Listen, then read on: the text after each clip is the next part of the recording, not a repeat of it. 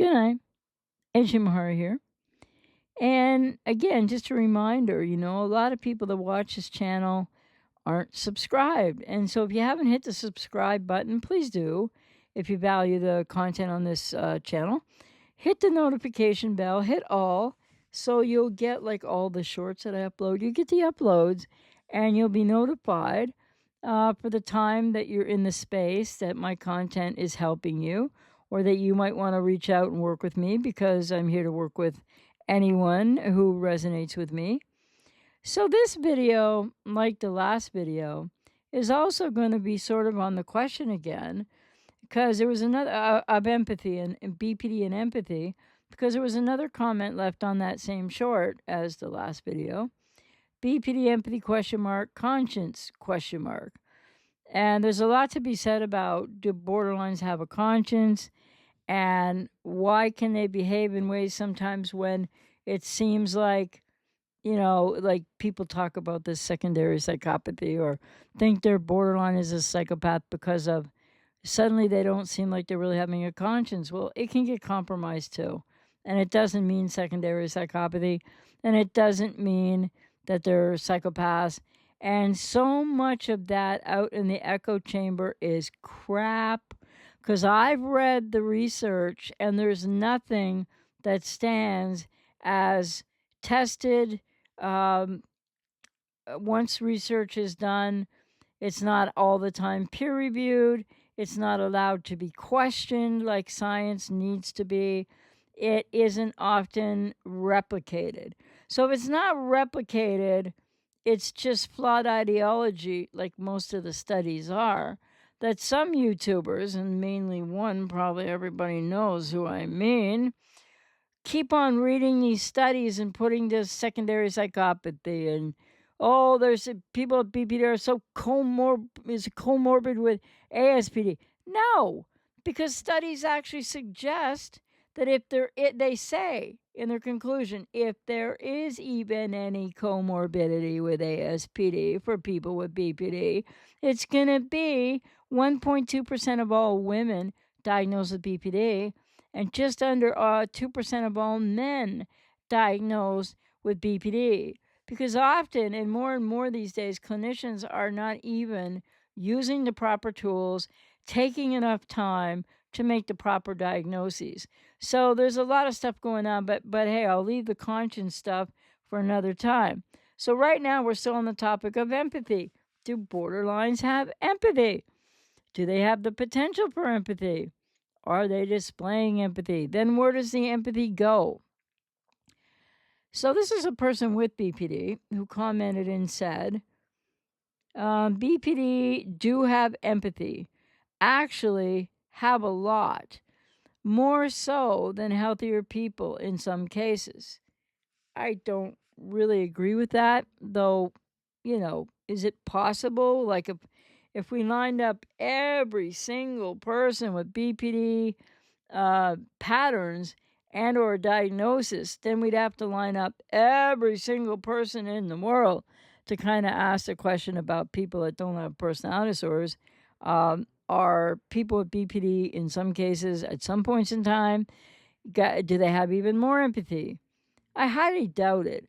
But this is how people with BPD feel. Some people, not all. And the commenter continues, emotional dysregulation, it gets, I can't read that word. It gets, turned into a loop of shame, guilt, self-punishment, need for repair. Yes, and it often, and for a lot of people with BPD untreated, you sound like you've had some treatment and you're much more aware.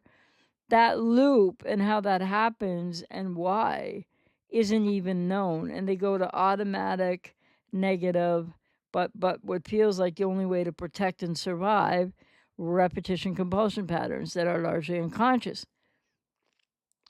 And then the person said, well, because of YouTube, not wanting to live any more ideation. Sorry, YouTube makes us do stupid things. Due to shame, it never stops in BPD dysregulation, is internal hell, this person with BPD says. And I totally understand that, having been there once myself almost 40 years ago. But healed and recovered, it is internal hell. And that's something that nobody on the outside, none of you people who've been in relationships with people with BPD, you can't know that.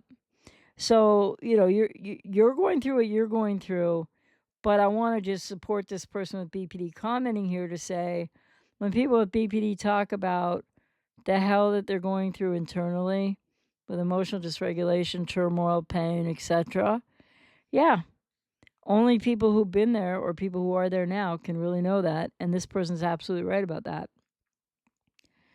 And that's what codependents can't understand. I'm not saying it would make an excuse for you or for the person with BPD to treat you badly in any way. Not at all.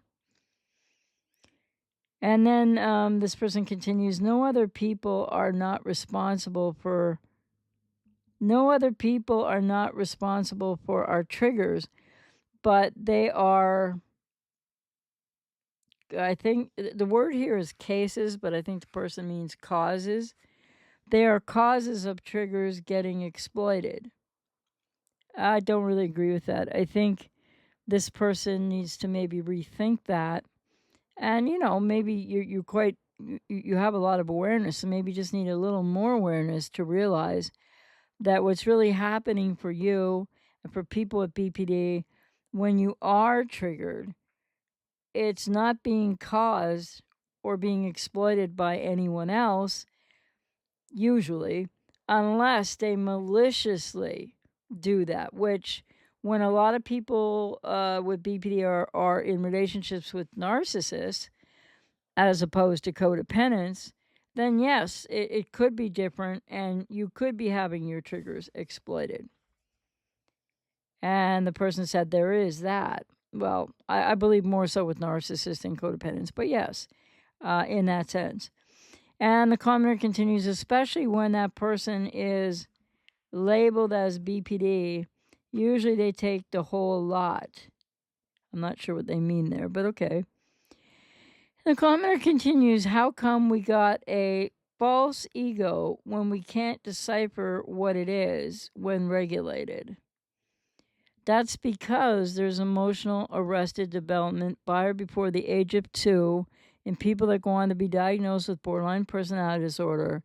And so you never got to go through the early stages of childhood development to be able to know who you truly are, to have a container of self and an actual whole put together self that isn't like people with BPD have the ego fragmentation of pieces of self, like shards of glass all over the place, but they don't fit together. So, and it's a false self presentation. It's not a false ego. It's your false self ego state, or I don't know if that's an ego state, but the false self that's in everybody. The borderline false self is a pathological sort of like protector replacement self for the lost actual authentic self, which can be found in therapy, by the way. And then this commenter continues, it's not only, I have to like change words because, people type quick and don't check. It's not one size fits all with BPD. No, that's very true, it isn't. But there are so many common patterns that in one way or another will be, to one degree or another, reenacted over and over by most people with BPD. And then we have to separate out like untreated, undiagnosed, untreated, diagnosed, untreated, had a bit of therapy, doesn't really matter or help, haven't really grown or changed. And then the people that are doing really hard work in long-term therapy, transference focused psychotherapy, not just DBT. DBT is a great place to start, but DBT is not a recovery modality. And so you're right that BPD is not a one-size-fits-all. People with BPD, if they take it seriously, can get into remission, can go into remission. Well, to go into what they call, and I'm going to put air quotes, remission, you can't just get there without therapy. I know people talk about that out there, but it is not true. People with BPD don't just magically remit one day and then, oh, I like they're fine. And then all stuff comes back, like Sam Backman has said, because that's just not true. Can people with BPD get into, quote, remission, unquote, via what some clinical, like real actual clinical people have said, other than Sam Backman? Well, they say yes, and yet I think that's still, I don't know what it means. I think it's still inaccurate, because what is BPD remission? What does it mean for worthiness? Well, not worthiness, but capability of having a healthier relationship or relating more healthily with other people. Again, this is where BPD is not a one size fits all, because if somebody gets to this, quote, remission, unquote, and I mean, it has so many different definitions, it's really not a strong concept or something to really believe in. Because people with BPD need to stay in therapy and work to heal and recover, because that is possible. I did it. I'm not the only one. People are doing it. But this remission idea, no, basically they define that as, well, a person that has been diagnosed with BPD, so that's 5 traits or more out of the 9, right? And then they call remission this magical place where you only have 4 traits or 3 traits. So you no longer, somehow, however that gets measured, it's really tenuous and not very established as proven fact clinically for many of us out here. And so if you have then, okay, so if a person has less than the 5 traits now because of therapy, then they call that remission. Well, for a person with BPD, person A, they could be really further ahead in therapy. They could be really having a lot of change to how they relate to people. And for another person, person B, is told or called or supposed in remission, they might be like still highly incapable of relating in any healthy way whatsoever. So the problem with remission is that the idea that if you go under 4 traits, you don't really have, quote, BPD anymore, unquote, because you now don't meet the criteria. To me, that makes no sense at all, because you met the criteria. If you've been diagnosed with BPD, or even people that aren't diagnosed, they meet the criteria, 5 or more traits out of the 9 in the DSM. But there are 256 trait combinations aside from that no person with BPD is going to have all of them. But that's not in the DSM. And the bottom line is, if you have, so this idea that, oh, you have 4 traits or less, now you don't meet the criteria for the diagnosis anymore, is a red herring. Doesn't matter, because you're not magically going to be super self-aware, have a container of self, be a healthy individual because you have 4 traits instead of 5. And like I've spoken about my own experience when I had BPD, I was not properly diagnosed. I was just, they went, you have BPD. And when I was like 17 or something, with some shrink. And the thing is, they never tested me. So, and then what I went on to experience, I really believe I only had 4 core traits of BPD. Now, that doesn't mean I had BPD light, but what it does mean is I didn't have all the other traits. I didn't have any of the not wanting to be alive ideation. I don't have an addictive personality. I didn't engage in hypersexuality. I didn't engage in any substance abuse, whether that be, as they say online, drugs or alcohol. None of that. And I didn't have trait number 9 at all. No, like, what is that? Temporary or like any psychosis or paranoid, whatever. And so there was a lot of what some people can have all of with BPD that I didn't have. So when I share my experience only at this point to say, I know that I only had 4 core traits. So I wasn't even diagnosable. But what does that mean? In my experience, I started therapy at the age of 15. I healed and recovered by the age of 30, and that's documented. It's therapists told me that. I didn't make it up. I didn't just say, I recovered myself, like some troll wrote up there that people still like to read sometimes. My point in sharing this is to say, I only had poor core traits, but they're the core traits.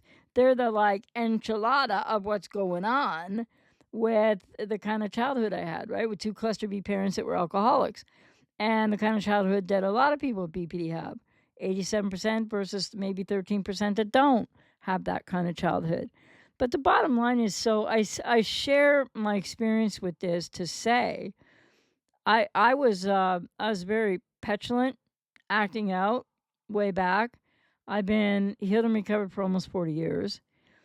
But having had only 4 traits, not even being diagnosed, I was never diagnosed with BPD as pointed at, and they wrote it down in my chart, right? Well, they're not supposed to do that. Bottom line is, what would the system do? And I wonder today, because it's all crazy now. People are getting diagnosed. I think clinicians know that a person has borderline personality disorder, and they will diagnose them often with just ADHD, which has nothing to do with it. They're trying to make ADHD like the new BPD or something. Or they'll diagnose someone that they probably know has BPD with bipolar, or mix it up. Or now they're starting to go for like CPTSD, and BPD and CPTSD are not the same, and they are not really co-occurring at all. And then the other thing they like to go for, especially with women, maybe some men with BPD, let's just call it autism. And when people don't get accurate diagnoses, I didn't either. I just got labeled. But I was somebody who had, I don't know if I should call it awareness, because there was a lot I wasn't aware of when I was a kid and a teen and in my 20s. But I had some kind of sense that whatever was going on with me and relating to other people wasn't working. And of course, I thought it was everybody else's fault back then. But I had some kind of awareness of something that led me to be like a dog with a bone to that therapy, even when day after day it was like annihilation fear all through therapy. And also attended group therapy a lot. So that was like 5 hours a day, 5 days a week. And so we were able to interact with like 4 or 5 different therapists. And it was a really, compared to what's out there today, like I was very blessed to find that when I was at that stage of my life. But the point is that if I only had 4 core traits, which I did, and I was not, then I would not be clinically diagnosable with BPD. Well, that's just as much ridiculous as to say that somebody who had 8 traits now has 4 traits, and so they don't meet the criteria for BPD anymore. If anybody applies this clinically, it's nuts. It is counterintuitive to the reality of what BPD is, what that recovery process is like, how long it takes, and who you really have to become by changing, unlearning all the defenses, finding and building with a therapist a container of self, knowing yourself, being reparented, working with all the sort of like inner child, like totally, absolutely, unbelievably wounded parts of yourself. And I just think that all this quick speak for this and that and remission, and if you don't have these traits, it doesn't make any sense. It might sound good. It might be what people want to hear.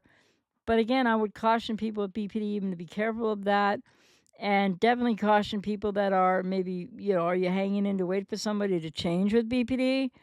Well, or have you met someone and, now you got into trouble in the relationship or the friendship, or it's a family member or someone you work with, and you find out, well, now they're saying, I only have 4 traits now, so I don't, quote, meet the criteria of BPD anymore, so now I'm in remission. It's crap. It's really just crap. Because it's often based on, I believe, Zerini et al. Studies, which are amazing studies. One of them has been going on for over 20 years.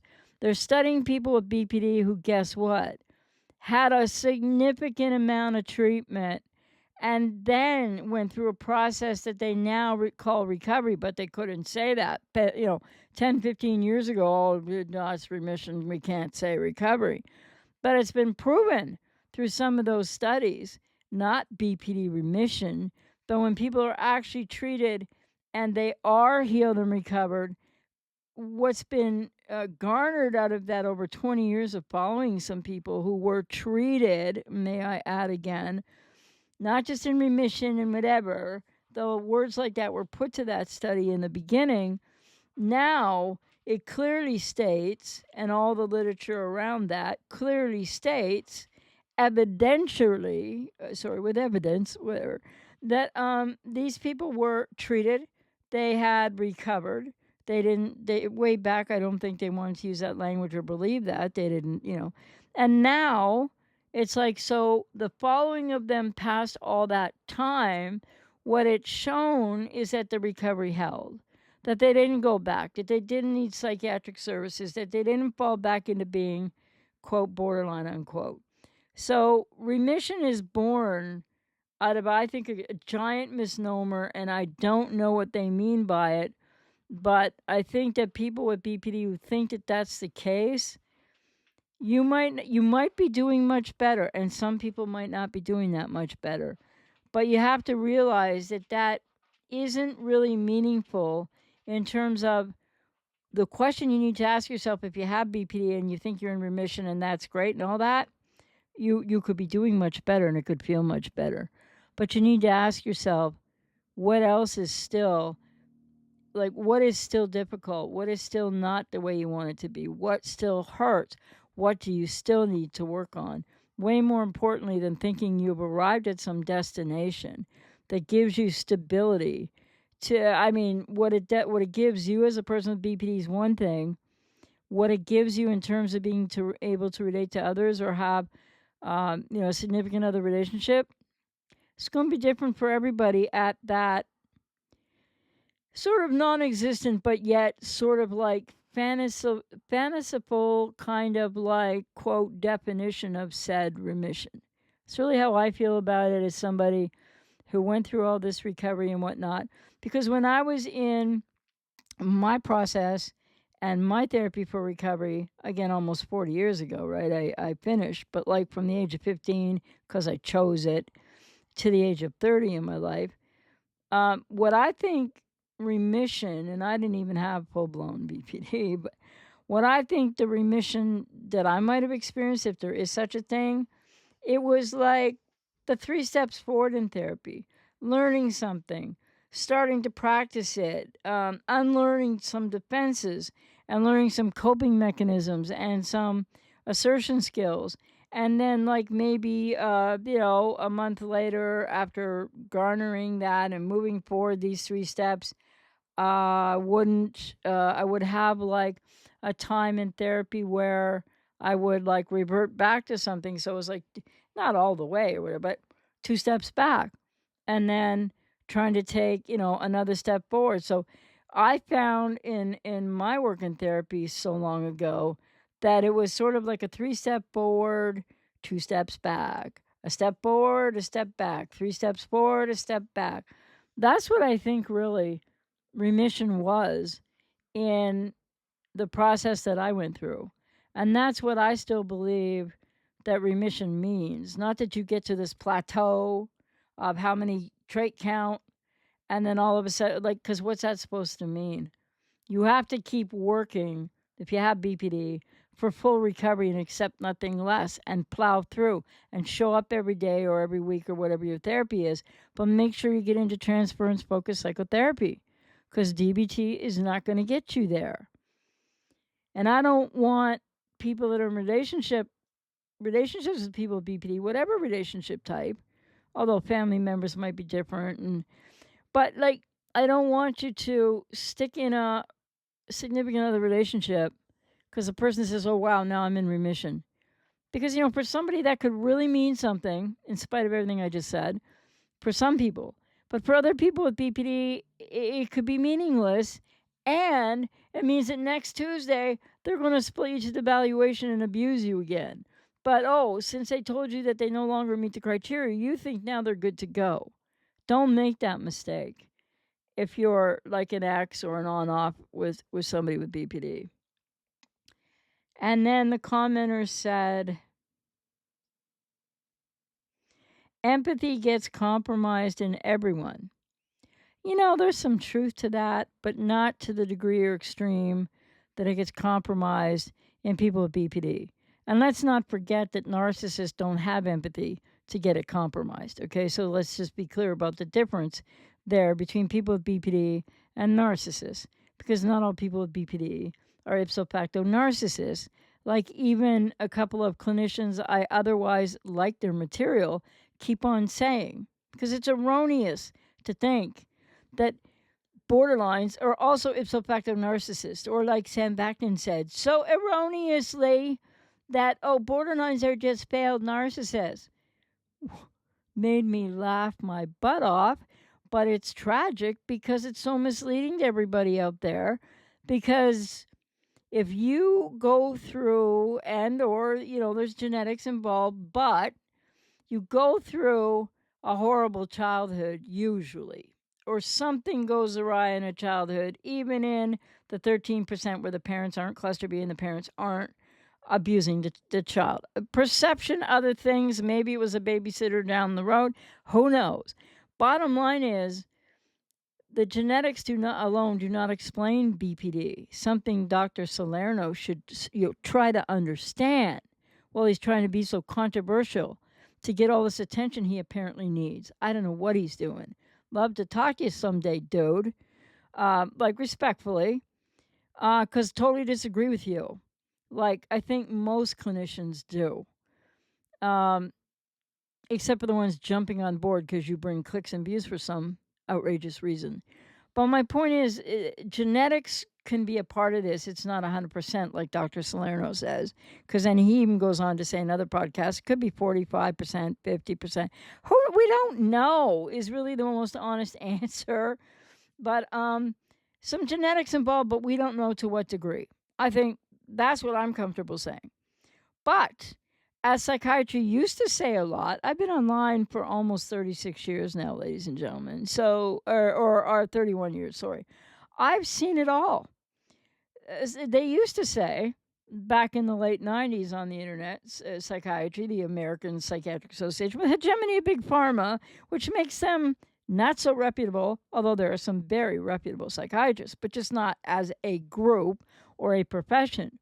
They used to say something that is still accurate today, but they don't tend to say it anymore, which is that whatever is genetically part of the potential to develop borderline personality disorder, that's one thing. It still takes an invalidating environment to enliven that, to activate that, to kick that off. So, you could have a person that is born. I know the way I was born. I had birth trauma, and a traumatic birth, I guess I'm trying to say. And a lot happened, and a lot happened in that womb, and knowing my mother, and back when I was born, pregnant women still smoked and drank and did whatever they did. And who knows what the factors of that in my own experience were. But the bottom line is that in that womb, whatever's going on with mother is going to really affect a developing person. And so we can be born with an incredibly sensitive temperament, and the next child's born with a very resilient, kind of chill temperament, right? Go with the flow. And that's part of BPD also. It's not like if you have an extra sensitive temperament, you definitely have to have BPD. But again, genetics, the extra sensitive temperament, which can lead to perception of abandonment, etc. for some. But the bottom line is, it's the environment that the child is going to experience, whether extra sensitive temperament for the most part, or genetics, whatever. And in BPD recovery, when people stick with the whole process for the whole time in a psychodynamic modality, you will also be rewiring your brain. And I'm living proof of this, and I know it. And I've had it even, looked at, tested, and I won't bore you with all why, because I've talked about it in other videos. So anyway, empathy gets compromised in everyone, this person says, and to various degrees, maybe not everyone. But it's not the same or as extreme. Like, it's almost like a shut-off valve in people with BPD if they're untreated. And I think, too, that, with all due respect to this person with BPD who's communicating very, civilly and respectfully and very well, you're doing very well. You've had a lot of treatment and, keep working hard for yourself to get full recovery, not just what they call remission, whatever that might mean, as I said. But yeah, then the commenter goes on to say, it's just BPD, we are very extreme. Very true. And that's very fair of you to say. And you said this is where we need responsibility. It's not just BPD specific. Well, a lot of like what you just said and what I'm talking about, I am responding to you to talk about BPD specific in the sense of the extreme nature of suspended empathy or compromised empathy, or some people with BPD have the potential but really won't display empathy. Some people with BPD very empathic at times, but triggered, dysregulated, etc. It's gone for that period of time until you can get back to base mode or mood. And so I think that it is highly BPD specific, this compromised or suspended or just inability to be able to have any empathy for another person or people in general in a triggered, emotional, dysregulated, splitting to devaluation reaction or experience, repetition, compulsion. So I think I know what you're trying to say. Because yes, is it fair for someone, and you didn't say this, but I will, is it fair for someone with BPD who's got some awareness like this person and is being very, communicating very reasonably and has awareness and is obviously working on themselves? Is it fair for them to say that we need more responsibility? Yeah, because guess what? A lot of codependents out there, you're not going to want to hear this, but you're not taking your own personal responsibility. And people with BPD need to learn how to do that too. But when a person with BPD might not know how to do that, people with codependency still, when you blame the borderline or you hold them accountable for what they are accountable for, well, that's fair. But you're not going to make any change with that. But yeah, okay, understood. But what about your responsibility? And what about your own personal accountability? And I think that's the point, that this person obviously treated and doing well in treatment, I hope will keep going in treatment, who's aware and has BPD. That's what they're saying. And I agree 100% with that point too. So I really thank this person with BPD for communicating in such a fine way, in such a understandable and practical and self-aware and really reasonable way, with a couple of exceptions where I think maybe there's just a little bit more to learn. But yeah, that's just me educating people in general. And I really thank this person for their comments. And I hope that my talking about this again was helpful from a person with BPD's perspective. And remember, I always say this, not always, but I don't remember say it every video, but I think I've said it tons of times in podcasts and video. Not everybody with BPD is the same. And does it mean that there are too many people with BPD? If they haven't, they got to be diagnosed first, and that's a big problem these days. Secondly, they need appropriate treatment in, transference-focused psychodynamic therapy. DBT is a great place for people with BPD to start, I maintain, but it's not a recovery modality.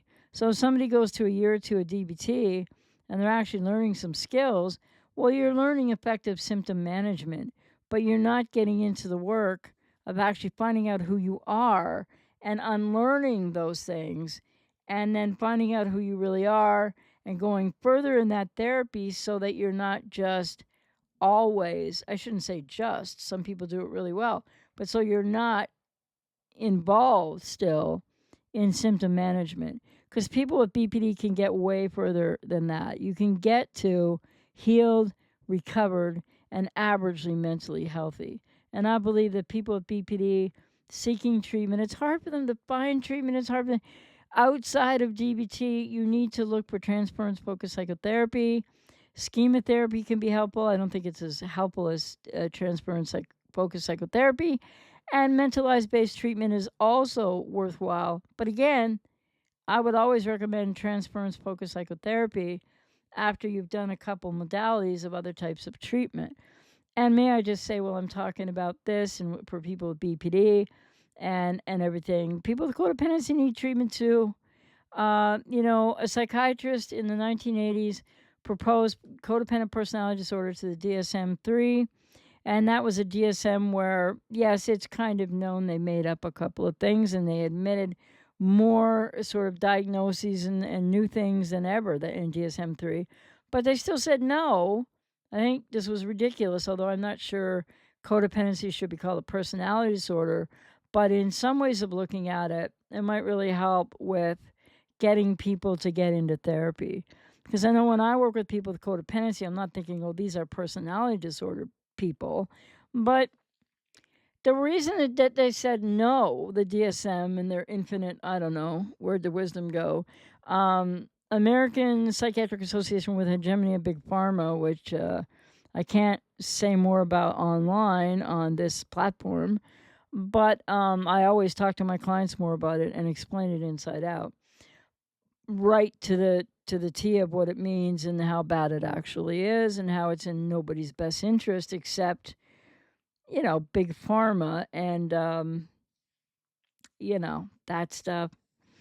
So, which sometimes compromises a lot of ways in which people are treated, looked at, dealt with, diagnosed or not diagnosed properly, etc.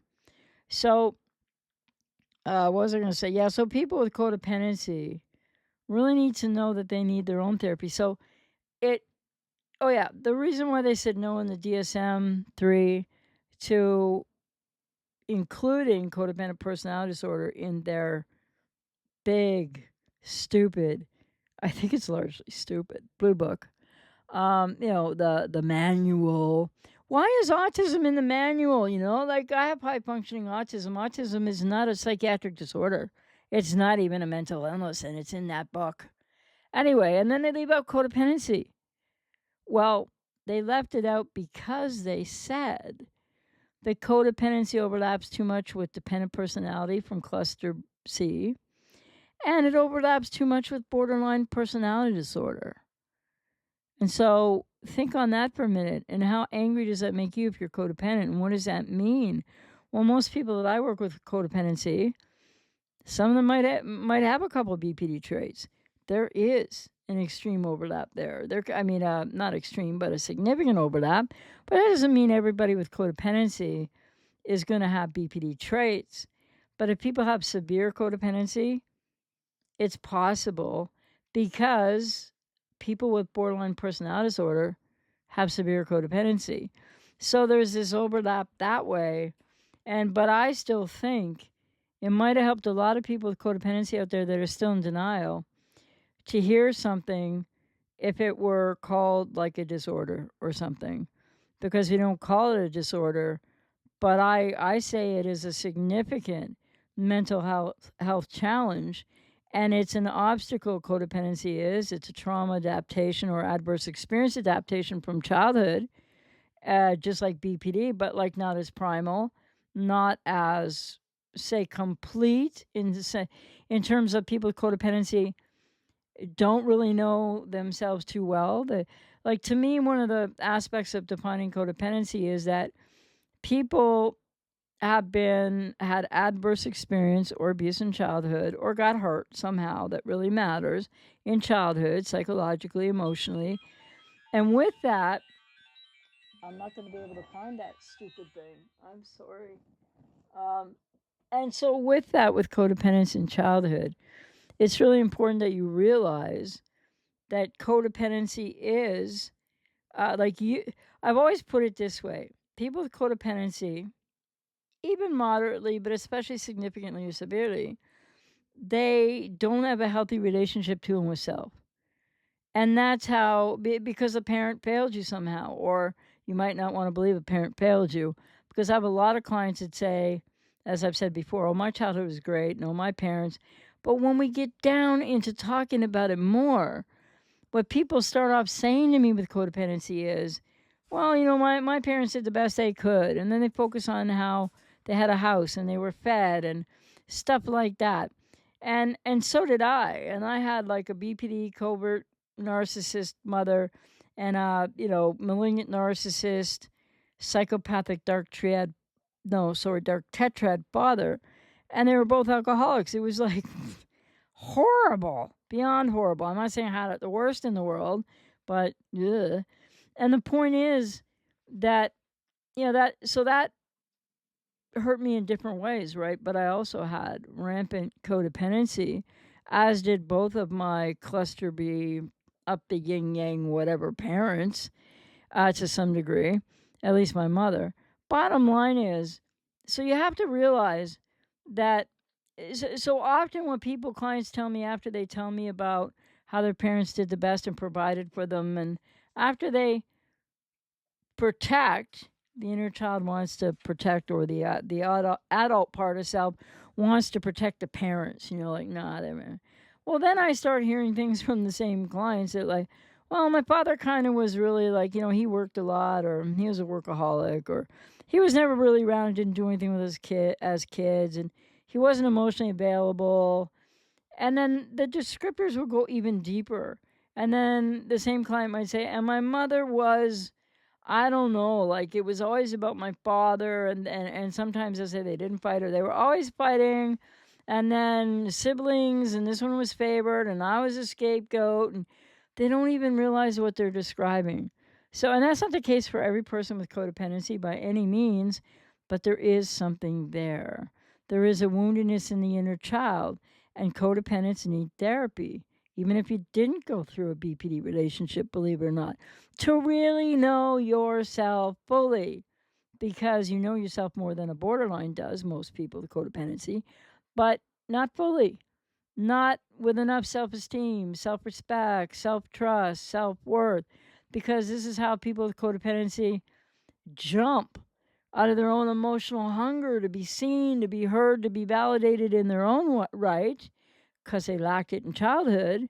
They jump at the borderline idealization. And of course, most people don't know what it is at that point. But just remember, this is not just everything to aim at people with BPD. And so if you still want to do that, you're still denying your codependency.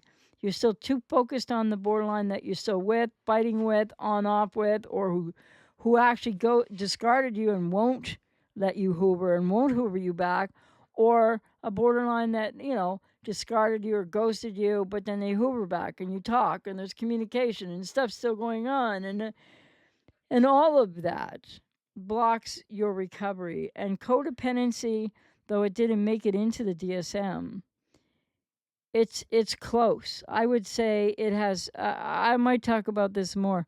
I think that codependency, when it's moderate or severe, no, not moderate, sorry, significant to severe, really has sort of a little bit of a personality disorder type situation with it. I'm not going to say it's straight up a personality disorder. I'm not trying to compare it and say, but it does overlap with BPD, especially severe codependency. But a lot of you aren't there, so don't think that I think everybody with codependency is in this, definition I'm giving right now. But between borderlines who also have codependency and people with codependency, the dynamics, when really looked at from a clinical perspective, as I do, are very complex and definitely could be more one-sided from the person untreated with BPD, an untreated person with BPD, or a person with the patterns of not diagnosed, or all the misdiagnoses nowadays. But you, on your side of the fence, have stuff you need to take care of. Okay, let me just put it that way. And I'm not saying that it's like the borderline, or that, it doesn't excuse. It's not saying that you don't hold the borderline responsible for whatever they did do and how they traumatized you. That's all very real. But the way to healing and recovery, especially the way I work with clients, it's not continuing to focus on. I mean, yes, we can talk about and unpack tons about what the borderline did. That's important. But you don't want to just focus on that. You want to focus on also you, because you have a habit of getting lost in everything that goes on in your relational life. That could be with friends too, for some people not, or with a significant other. And you're going to repeat your own childhood woundedness and family dynamics in a relationship, as people with BPD are doing, and then some. And so it's really important. And I'm out here to work with anybody that resonates with me. And how I got to this, I have an associate of mine, ladies and gentlemen. So how I got to all this from what the topic was, I don't know. But I hope it's for those that have an attention span or don't mind the way I ramble around. There are people out there that are like that. And there are people like who shut me off ages ago.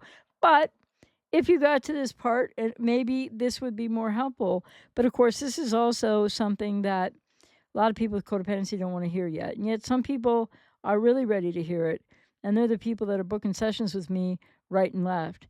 And I also just want to say, when I work with people with BPD, or when I work with people with codependency, exes, on-offs, recycling relationships with people with BPD, you don't have to be in any place, like no contact or this or that, or have it all figured out. If you're like a BPDX or on and off again. No, it's fine. Come as you are. Start now. But people have to realize that when you're ruminating about a borderline or borderline X or on off, or you don't know what's going on, that it's hard to say this. It's not like that's really a choice. It's not a conscious choice. But it is. Rumination happens for two different reasons. And one is really what's happened to you, and the way these relationships break up and or end. They need to end when they break up, but they don't always. And the other part is how you're trying to escape your own pain by thinking about the good times with maybe the BPD on-off or the BPDX.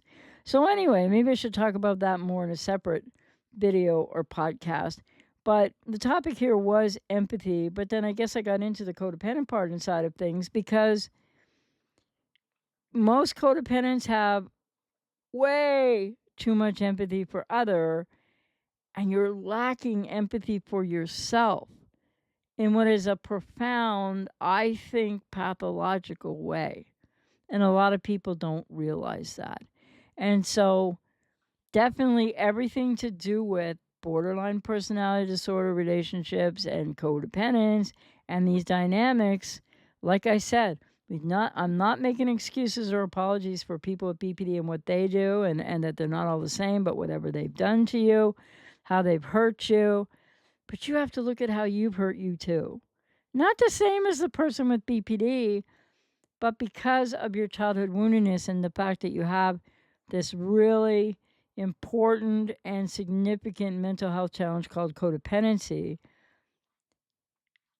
People with BPD often, go at other people, and the silent borderline doesn't do that the quiet borderline doesn't do that exactly like that. But a lot of people with codependency don't realize how much of yourself you're giving up, how you're abandoning yourself because you learned that in childhood. So you're like, never mind me. You don't even think about it. You're just like, I got to help this person. I got to calm them down. I got to get them out of this mode. I want to go back to the good times, And what's involved with codependency and a lot of this and these dynamics in these relationships, the way that borderlines are trying to protect themselves and control you, which is often in ways that, are not excusable and etc. They need to be held to account for. Codependents are also are like, in many ways, not consciously either, different than maybe the way most people with BPD do it. But you're also fighting largely for control, because you don't feel like you have enough control over yourself. So it's a little bit of an overlap similarity to BPD, but I'm not saying it happens to the same degree as in BPD.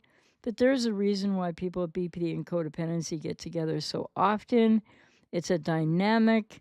it's not just all about one person, but it's not all equal either. And then I'll just finish by saying, and lots of people with BPD get into relationships with narcissists. And that's a whole other thing. I wouldn't be describing that the way I described this. Anyway, I hope you found that helpful. And I really respect when people with BPD, wherever they're at in their healing process, when they can have a dialogue civilly and they have awareness and they have important things to say, because I've had about 25 or 30 of the opposite this past week. One that starts off with, "You're a bitch," to me, and it's not even like it's your, not you are. Like, can we, hey? Anyway, I'll be doing a video response to that one too coming up. Take care.